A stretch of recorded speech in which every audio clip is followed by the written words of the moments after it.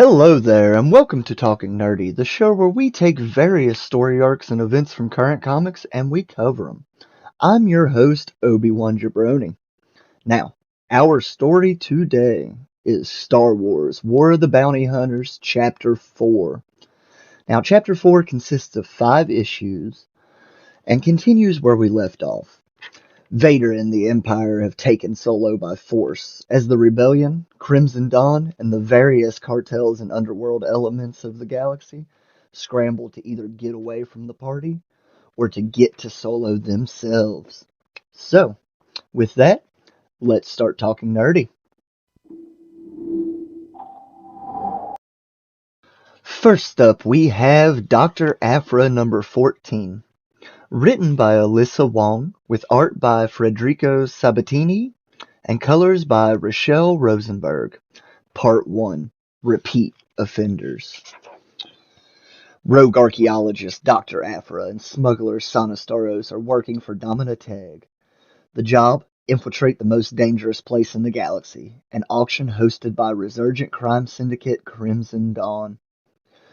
But it wasn't easy as they expected. Aphra and Sansa have landed themselves in the brig of the Vermilion. Good luck getting out of there. Now, we open at the Crimson Dawn brig. Aphra and Sana awaken in a prison cell with Lucky and Arioli. Lucky tells them that the handcuffs have explosive in them, and they will go off if messed with, or if they try to leave the cell.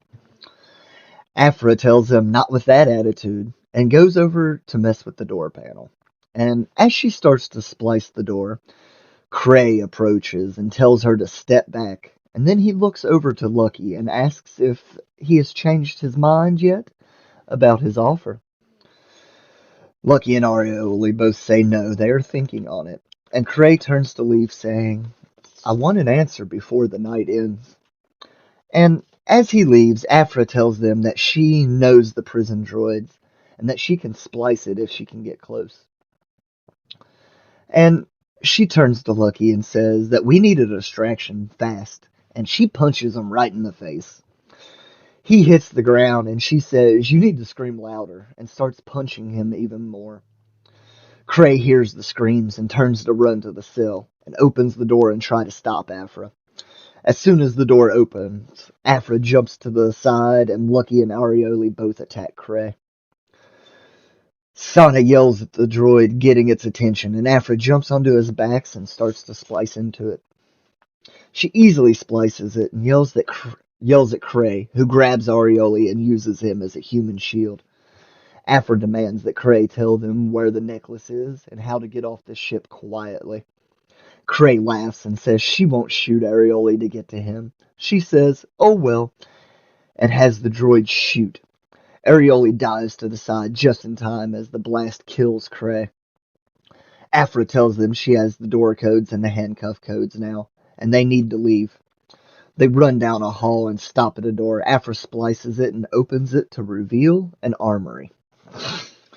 They all arm up and rush back down the hall, and we get a montage of them searching all the rooms and killing guards, as Aphra says. "We're going to comb every floor. Find a coat, closet, storage room, anywhere they might be keeping our stuff, and we raid it. Find an engine room and control center. We leave them some nice remote-activated explosive gifts. It's the least we can do, really. We keep doing it until we find my data crystal necklace, and the rest of your things too, I guess." And they come to the art gallery where Sansa and Aphra was ambushed in previous issues, and they slowly sneak in.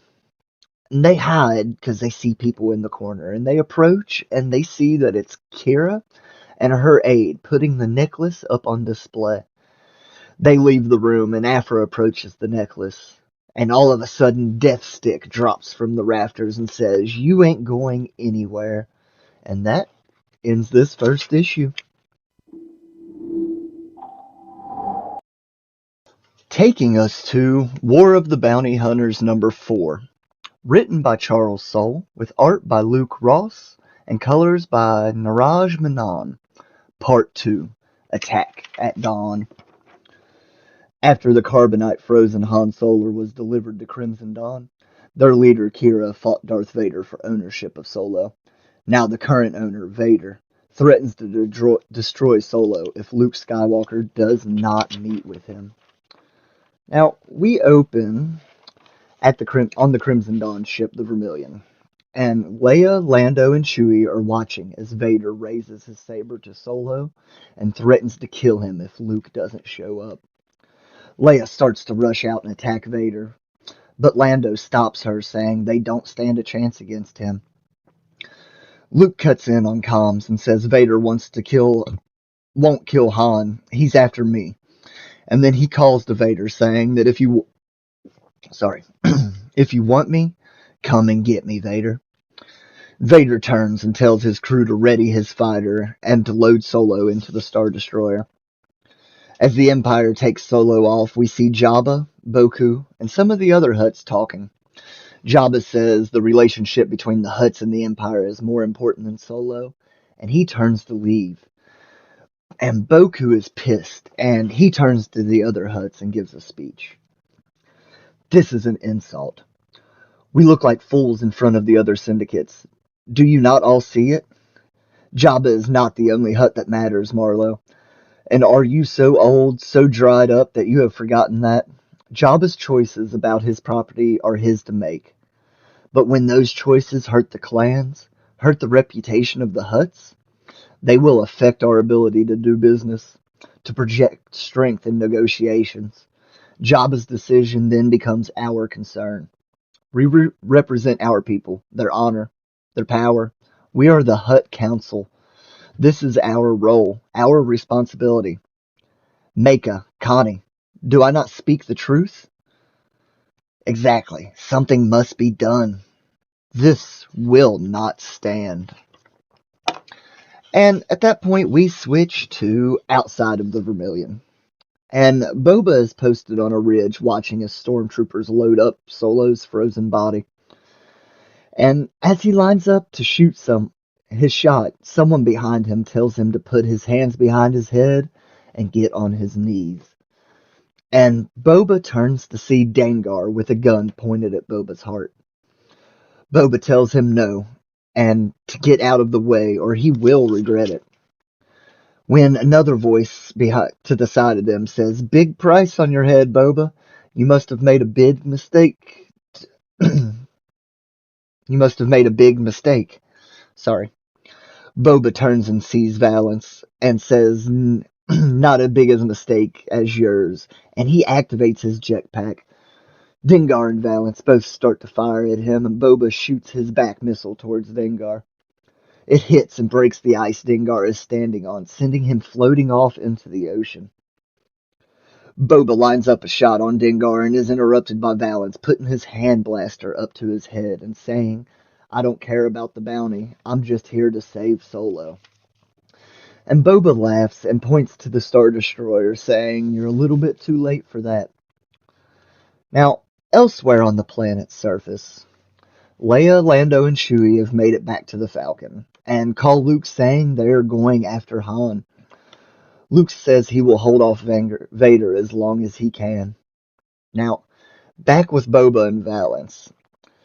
They are at a standoff with a blaster pointed at each other. Boba says he wants the same thing, and they should work together to get it. Valance says no, and Boba points to the Star Destroyer and says, "We only have this one chance to get Solo away from the Empire."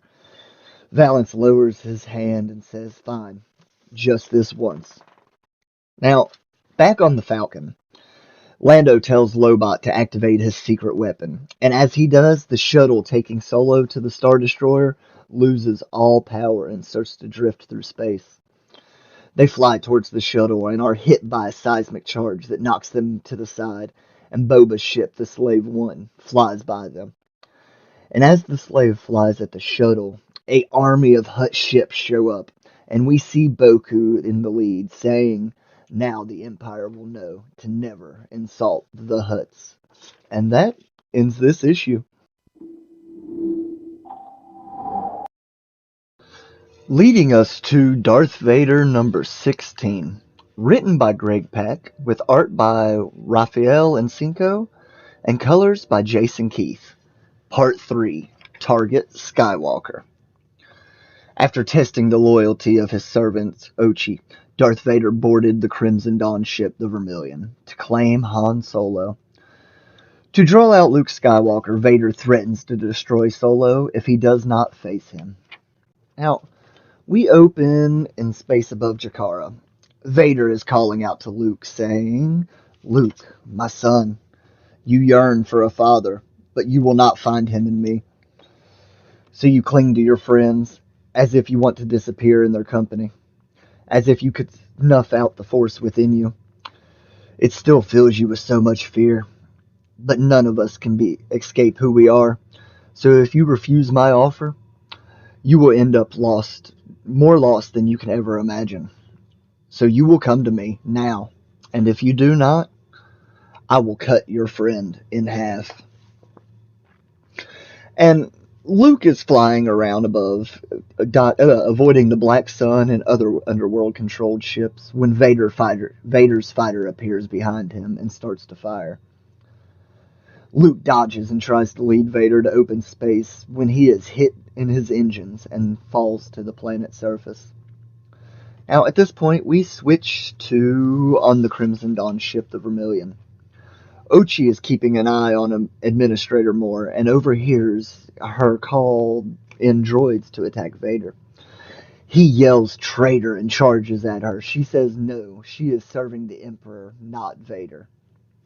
Back outside, droids start to fall from above, landing on Vader's ship and attacking it. And a few droids drop to the surface and say they are here to help, and they start to fix Luke's ship.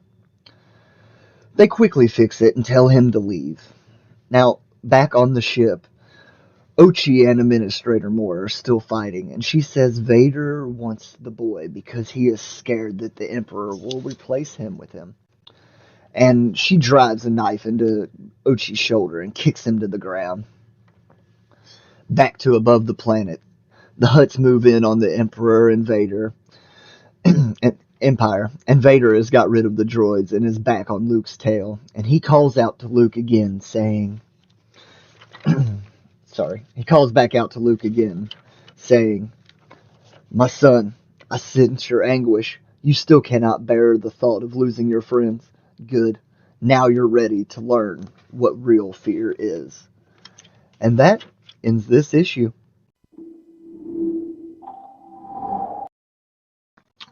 Taking us to Bounty Hunters number 16. Written by Ethan Sachs, with art by Pablo Vanelli, and colors by Arif Panantu. Part 4, Shadow Soldiers. Jabba the Hutt has put a bounty on Boba Fett's head. Valance and Dengar are determined to find Fett first. Valance is desperate to save his old friend Han Solo, who is in the hands of Crimson Dawn, and Dengar has an agenda of his own. Meanwhile, Tonga and Lasha have found the Mourner's Whale Syndicate decimated by Crimson Dawn. Tonga won't rest until the heir of the Mourner's Whale and the Unbroken clan is safe. On Nar Shaddaa, Valance was wounded by the Crimson Dawn assassin Deathstick. Dengar and Valance managed to narrowly escape, but time is running out to find Han and Fett. Now, we open on Dengar's ship, and oh, I'm so sorry, guys. Anyway, we open on Dengar's ship, and Dengar and Valance arrive at the planet Qi'ra and see that the Empire and all the underworld cartels have ships floating in orbit. And Dengar says he doesn't see Boba's ship anywhere.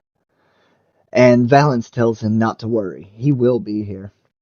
Now, elsewhere out in the Outer Rim, Tonga, Lasha, Su, and Zuckuss are on Tonga's ship, and he tells them that he has access to his trackers, and that Valance and Dengar have arrived at Qi'ra, and Lasha changes course to go to them. Now, back on Qi'ra, Dengar and Valance land a bit away from the party and walk to the rest of the way. They approach from a ridge and see a group of guards down below them. Valance goes over to a huge rock above and pushes it off the edge, crushing all the guards below. They proceed towards the party and find a cave overlooking the ships and post up to wait till they see Boba. Now, later that night, Valance and Dengar are patiently waiting when they see the Imperials come out with Solo in tow. They watch for a second, and Valance's head jerks up as he sees Boba on the top of the opposite ridge, and they move in towards him. Now, elsewhere on the planet, Tonga, Lasha, Sao, and Zuckuss have landed and come across a tied up and unconscious Bosk. Zuckuss says he could be useful, and Sal goes over to untie him. Once untied, Bosk's eyes shoot open and he grabs Sue and puts a knife to his throat, saying, "First I'm gonna flay you, then I'm gonna go find and flay Valance and Boba Fett." Elsewhere, Valance gets in Boba's ship and leaves Dengar behind. Dengar stands on the ice yelling, "You made the wrong call, Valance. I can't believe you betrayed me, you Virmok spore. Not that I wasn't planning on betraying you, but that's not the point." A giant sea monster bursts from the ocean next to Dengar, and he pulls out a huge glowing knife and yells, "Come and try it, bitch." A blast comes from behind Dengar and destroys the creature. He turns to see Deathstick, and he walks to her and gives her a data chip, saying, "Okay, okay, I get the point. Besides, your credits are as good as anyone else's. Enough to pay off my love's debt to Jabba." Valance sent a transmission through a frequency on this drive. It's an old smuggler's code. You can use it to trace the location of the rebel base where they are hiding the girl. And Crimson Dawn's victory will be close at hand. And that ends this issue. Leading us to our final issue, Star Wars number 17. Written by Charles Soule, with art by Raymond Rosanos and colors by Rochelle Rosenberg. Part 5, The Chase. Darth Vader has claimed the Carbonite-imprisoned Han Solo for himself and threatened to destroy Solo to draw Luke Skywalker out. Luke approached, then quickly fled, leading Vader away from the Vermilion and Solo. Now Luke must keep Vader at bay, while Leia attempts to save her love, Han Solo. Now, we open on Qi'ra, and Luke is Luke is flying around with Vader hot on his tail, and he's unable to shake him and fly is unable to shake him, and he flies right at a wall of ice.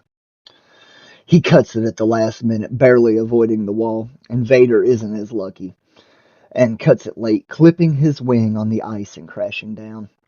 Luke circles back around, and Vader bursts from his TIE fighter and ignites his saber. Luke sees him and flies away. And calls Leia and tells her Vader is grounded and he is on his way to them. Now, back on the Falcon, Lando and Chewie are scrambling to get the ship back moving after Boba's seismic charge knocked out a lot of their systems. Leia calls for them from the cockpit, and they rush in to see the Hutt fleet moving in on the Star Destroyer. Lando says they need to move fast, and he goes to the floor panel and goes down to work on the reactor conduits below. And he starts talking to the ship. "Okay, girl, you know me. It's been a long time, and I know Han's put you through a lot, but I'm back. I never meant to let you go, L3. Things got around me. Saw some real bad luck, and next thing you know, you're gone. Maybe you're mad about that. I know I'd be, but listen, I apologize. Maybe you're thinking you can loose that reactor buildup and fry me right here. Teach me a real strong lesson. You could do that. Maybe I'd even deserve it. But I'll tell you something. I've got people depending on me now. They're trying to help people, make things better out there. And I'm not sure if I want to do that myself exactly, but maybe I can help them do what they need to do. I let you down. Let a lot of people down. I know that I think maybe it's time for that to stop. You want to help me do that, L3? Just hold off that reactor pulse for a few more minutes." And a few more minutes, sorry. Leia calls Luke and tells him about the Hutts and tells him to please hurry. And as he talks to Leia, someone shoots at Luke from behind, and he turns to see Vader's tie on his tail again. He tells Leia he can't make it and that Vader isn't done yet. Leia hangs up and goes back to the main room when the ship fires back up and Lando crawls out of the hole telling her he will take the cockpit if her and Chewie take the guns. And that ends Chapter 4 of War of the Bounty Hunters. I hope you enjoyed the video this week. Join us next week as we cover Hellions number 13 through 16. Thanks for watching. Remember to like, subscribe, and leave a comment down below. Also remember to share and help spread our brand out to the world. Now, you can also follow us on the Jabroni Nerd Network Facebook page and on Twitter at Jabroni Network. So, until next week, guys, keep talking nerdy.